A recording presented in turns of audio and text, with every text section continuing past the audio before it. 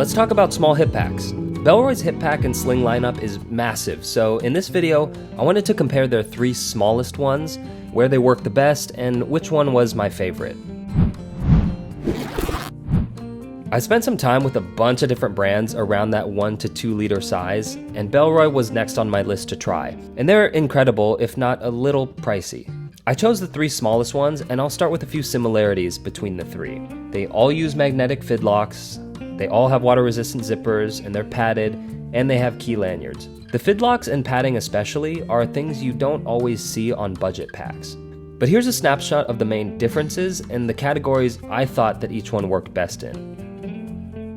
For everyday use, I like the Lite Belt Bag. It's the most affordable, and at 122 grams, it's also the lightest, yet it carries a little more than the small hip pack. It uses Duralite ripstop, which is different than the other 2 bags, and the material is similar but just less rigid. One of Bellroy's strengths has always been their materials, and it's cool that their website has a detailed description of each.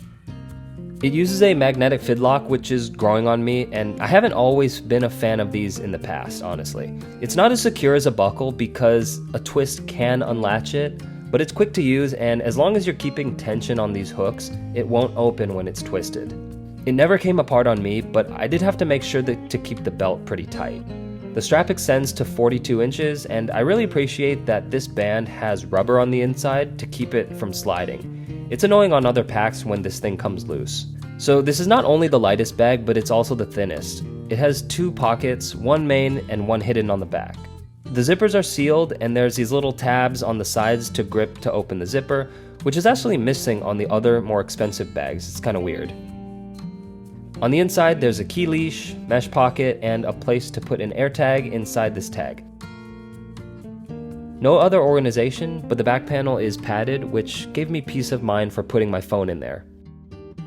And the reason this worked best for me as an everyday bag is that it's thin and it's least noticeable, but also because the opening is really small. I wish the zippers went down more because this bag was kind of hard to open and see everything inside. It just felt a little cramped. And with everyday carry, I'm generally not packing as much stuff or constantly accessing the bag as much as I would for travel, which I'll show on the next bag. At most, I'm carrying a phone, wallet, keys, and maybe some eye drops. So I don't mind the Lite Bag being a little harder to access and less organization. For travel, I went with the Venture Hip Pack Small, which was also my favorite of the 3. It's a beefed up version of the Lite Belt Bag, but also removed a couple features. Material is Beta ripstop, which is more coarse and stiff compared to the Lite Belt Bag. Same sealed zippers and the same strap and fid lock. This also has 2 pockets, but both of them are on the front instead of a hidden pocket on the back. The hidden pocket is perfect for a passport, and I don't really like keeping my passport in the front because it's just more visible and it could be pickpocketed. But the tiny pocket on the front is great, and it has a key lanyard in here, and it's split, so I kept chapstick, eye drops, AirPods, but also loose coins or train tickets, things like that. On trips, I'm accessing this pack much more often than in normal day life, so having the second pocket with a little more organization was clutch. The main area doesn't have the zipper tabs, which is also weird, but the hip pack is wider, meaning that the main area opened wider as well, which solved the issue I had with the Lite Belt Bag, and I'm able to just see inside more easily. There's a small mesh pocket on top and a padded divider here, which is microfiber lined inside this section. And I had to put my passport here, but for people who don't carry their passport, a phone fits great because of that padding, and then it leaves this area open. On trips, I'm carrying a lot more cash day to day and accessing tickets, my phone, chargers, AirPods, sleep mask, things like that. So the extra space and visibility just made it a better travel bag, even though I also use it for every day. And for sling lovers / hip pack haters, the Venture Sling is the choice. It's the largest and most expensive, and the other 2 bags can be carried as both hip packs and slings, and this Venture Sling can too, but only if you have like a 33-inch waist or larger. For me, the strap didn't get small enough to fit my waist, so I could only carry it sling style. It's part of the Venture line, same as the previous pack, but just with some upgrades. It uses the same strap and fid lock as the others, but instead of attaching directly to the bag, it attaches to these loops, which made it more comfortable because the strap could move around at these weird angles without getting bunched up. It also adds the hidden pocket back, that I still wish was on the small one. The rest of the setup is basically identical, just larger.